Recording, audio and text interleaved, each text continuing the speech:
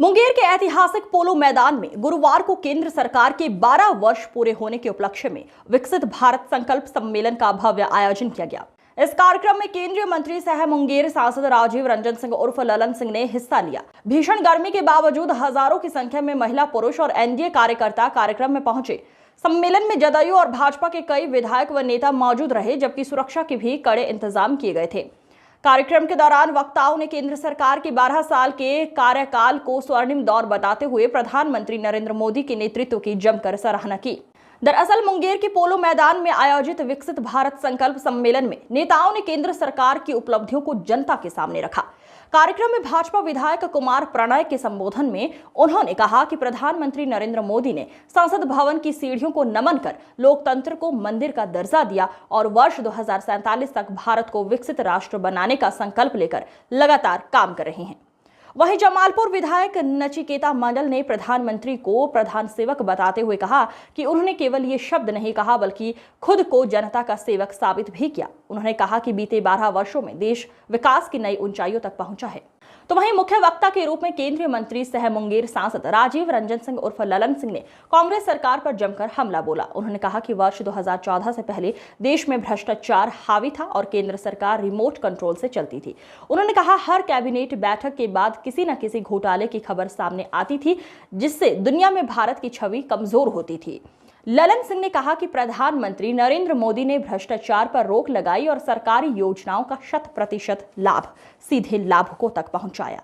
उन्होंने कहा कि आज भारत राष्ट्रीय सुरक्षा के क्षेत्र में आत्मनिर्भर बन चुका है। सर्जिकल स्ट्राइक, एयर स्ट्राइक और ऑपरेशन सिंदूर का जिक्र करते हुए उन्होंने कहा कि भारत ने दुश्मनों को करारा जवाब दिया है। केंद्रीय मंत्री ने ब्रह्मोस मिसाइल का जिक्र करते हुए कहा कि भारत में बनी ये मिसाइल दुनिया में चर्चा का विषय बन चुकी है और कई देश इसे खरीदना चाहते हैं।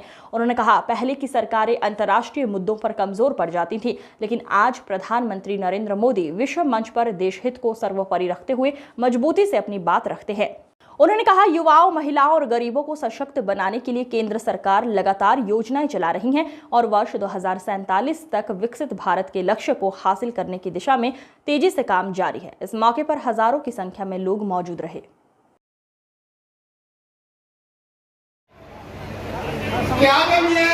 इस देश के यशस्वी प्रधानमंत्री नरेंद्र भाई मोदी जी ने जब प्रधानमंत्री बनने के बाद पहली बार सांसद में कदम रखा तो उन्होंने सांसद के सीढ़ियों पर अपना माथा टेका और उसे मंदिर के रूप में स्वीकार किया।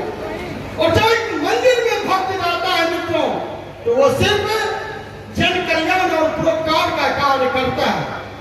आज इस 12 वर्षों में आदरणीय नरेंद्र मोदी जी के नेतृत्व में जो एनडीए की सरकार चल रही है, जिसमें अपने अभिभावक शिरकत कर रहे हैं, उन लोगों ने मिलकर इस देश को 2047 में जो विकसित भारत बनाने की कल्पना की है और उसमें भारत के जनमानस की छोटी छोटी सुविधाओं को लेकर छोटी छोटी बातों का ख्याल रखा। हमारे सामने मातृशक्ति उपस्थित है, वैसे 2-3 बातों की चर्चा में आए। 12 वर्षों में नरेंद्र मोदी जी की सरकार ने हर सर को सम्मान और हर हाथ को काम देने का प्रयास किया है। 12 वर्षों के अंदर नरेंद्र मोदी जी ने पूरे भारत के हर इंसान, स्त्री हो या पुरुष, और देश के किसी भी वर्ग के लोग हो, चाहे वो अनुसूचित जाति के लोग हो, जनजाति के लोग हो, पिछड़े हो, दलित हो, चाहे वो अगड़े हो, चाहे वो विद्यार्थी हो, चाहे वो कामगार के हो, चाहे वो जो है व्यापारी हो, उन सब लोगों की चिंता करने का काम किया और उनके लिए काम करके एक सुदृढ़ भारत बनाने का, एक विकसित भारत बनाने का प्रयास करते जा रहे। उन्होंने 2047 में लक्ष्य तय किया है। जब तक ये भारत को वो विकसित भारत के रूप में परिवर्तित करेंगे, और ये हम लोगों के संकल्प लेने का समय है कि उनके इस प्रयास में हम अपनी पूरी शक्ति और सामर्थ्य के साथ नरेंद्र मोदी जी के विजन के साथ खड़े रहे, ताकि ये भारत 2047 तक विकसित भारत। 12 साल में कोई नारा नहीं, यह हकीकत यह सच्चाई है जिसको इस देश के यशस्वी प्रधानमंत्री आदरणीय नरेंद्र मोदी जी ने सरजमीन पर उतार के दिखाया और अब उनका संकल्प है कि 2047 को तक हम इस देश को विकसित भारत बनाने का सपना उन्होंने देखा है, संकल्प लिया है। तो इसलिए आज यह सम्मेलन विकसित भारत संकल्प सम्मेलन के रूप में भी आयोजित है। देश के प्रधानमंत्री आदरणीय नरेंद्र मोदी जी ने 2014 में इस देश की बागडोर संभाली और उन्होंने 12 साल का रिकॉर्ड कायम किया। आज तक इस देश में आजादी के बाद से कोई भी प्रधानमंत्री 12 साल पूरा नहीं किया। पंडित जवाहरलाल नेहरू जो सबसे लंबे काल तक इस देश के प्रधानमंत्री थे, उनके रिकॉर्ड को भी प्रधानमंत्री नरेंद्र मोदी जी ने तोड़ा।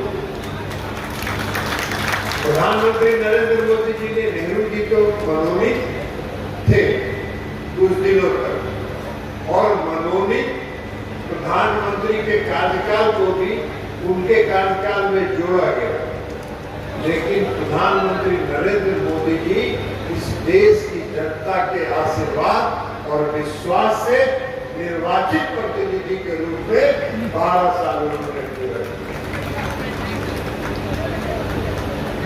मोदी जी ने संकल्प लिया है कि हम 2047 तक इस देश को विकसित भारत बनाएंगे। हम 2047 तक इस देश को आत्मनिर्भर भारत बनाएंगे। प्रधानमंत्री नरेंद्र मोदी जी ने अपने पूरे शासनकाल में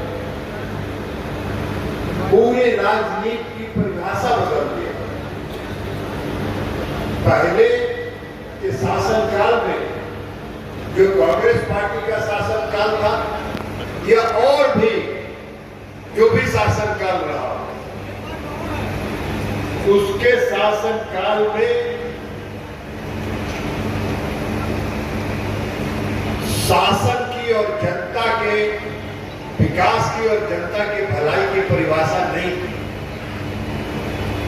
किसी साथी ने कहा कि प्रधानमंत्री नरेंद्र मोदी जी ने अपने को प्रधान सेवक के रूप में स्थापित किया और प्रधान सेवक के रूप में उन्होंने सिर्फ स्थापित ही नहीं किया, बल्कि प्रधान सेवक के रूप में उन्होंने साबित करके दिखाया कि हम वास्तव में इस देश की जनता के प्रधान सेवक। मोदी जी नारा देते हैं, सबका साथ, सबका विकास, सबका विश्वास और सबका साथ। सबका साथ, सबका विकास, सबका विश्वास और सबका प्रयास। हर व्यक्ति को, इस देश के हर नागरिक को प्रयास करना चाहिए। इस देश के हर व्यक्ति को प्रयास करना चाहिए कि हम सबको साथ लेकर चलें। हम सबको साथ लेकर विकास के धारा के साथ जोड़ेंगे। हम सबको साथ लेकर विकास की गति को आगे बढ़ाएंगे। हम सबको साथ लेकर प्रयास करेंगे ताकि यहाँ का विकास हो।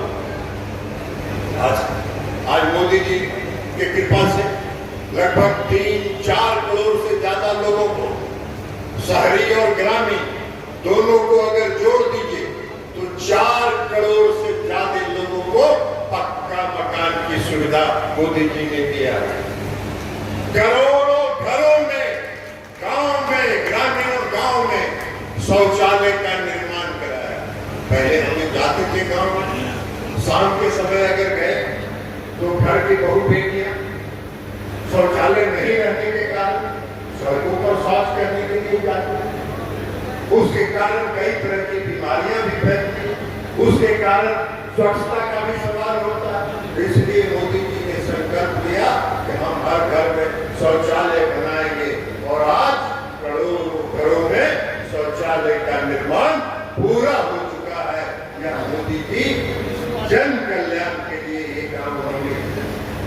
उज्ज्वला योजना उन्होंने चला, क्यों चला? हमारे गांव की माताएं और बहनें लकड़ी जलाती थी, गोईठा जलाती थी और उससे धुआं फूटते रहती थी। उनके स्वास्थ्य पर असर पड़ता था, उनके आंख पर असर पड़ता था, उनको कई तरह की सांस में धुएं अगर वो अपने सांस में लेते थे तो कई तरह की बीमारियां उनमें होती थी। इसको ध्यान में रखा मोदी जी ने और उज्ज्वला योजना चलाया और सभी घरों में उज्ज्वला योजना उन्होंने